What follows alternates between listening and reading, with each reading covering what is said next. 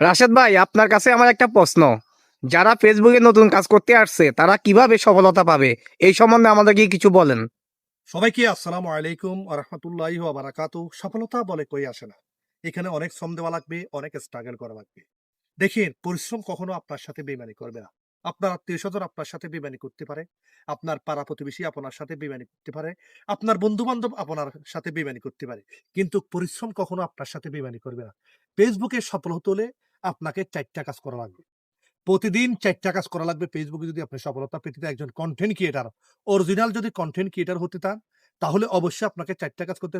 Number 1 সত্য হলো আপনাকে রিলসের ভিডিও আপলোড দিতে হবে। এটা হলো নাম্বার 1 সত্য। রিলসের ভিডিও বলতে কি ৯০ সেকেন্ডের নিচের ভিডিও হলো রিলসের ভিডিও। এখন লং ভিডিও যেটা আছে সেটাও রিলসের অপশনে ধরে। যেটা লং ভিডিও সেটা। আসলে তাহলে আপনাকে রিলসের ভিডিও আপলোড দিতে হবে প্রতিনিয়ত। ২ নম্বর সত্য হলো লং ভিডিও আপলোড দিতে হবে। ৩ নম্বর সত্য হলো আপনাকে ছবি পোস্ট করতে হবে আপনার ফেসবুক বা প্রোফাইলে। পেজে কাজ করলে পেজে আর প্রোফাইলে কাজ করলে পেজে। এইজন্য একটা কথা আমি ক্লিয়ার করি ভাই, সফলতা বলে কই আসে না। এখানে অনেক শ্রম দেওয়া লাগবে, অনেক স্ট্রাগল করা লাগবে। একটা কথা আমি ক্লিয়ার, আর ৪ নম্বর সত্য হলো মাঝে, মাঝে আপনাকে টেক্সট পোস্ট করতে হবে। আপনি যদি এই ৪ টা কাজ যদি প্রতিদিন যদি করতে পারেন, ইনশাআল্লাহ 100% আপনি অনলাইন জগতে একজন সফল ব্যক্তি হিসাবে আপনি পরিচিতি লাভ করতে পারবেন। আপনার একটা পেজ ভ্যালু তৈরি হবে।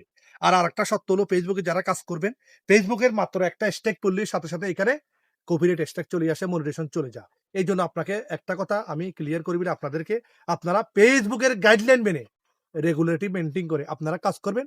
ইনশাআল্লাহ 100% এখানে আপনারা সফল হবেন। এতটুকু বলা। আর সবাই ভিডিওটা কেমন হইছে অবশ্যই ভিডিওটা আপনারা শেয়ার করে দিবেন। আর একটা লাইক, একটা কমেন্ট করে। ভাই, একজন কনটেন্ট ক্রিয়েটরও এত সহজ বিষয় না। একটা ভিডিও যখন আমরা শুট করি, তখন এখানে যদি আমরা একজন কনটেন্ট ক্রিয়েটর সবসময় নজরে দেখি ভিডিওটা কয়টা ভিউ পড়ছে, কয়টা লাইক পড়ছে, কয়টা কমেন্ট পড়ছে, কয়টা শেয়ার হইছে।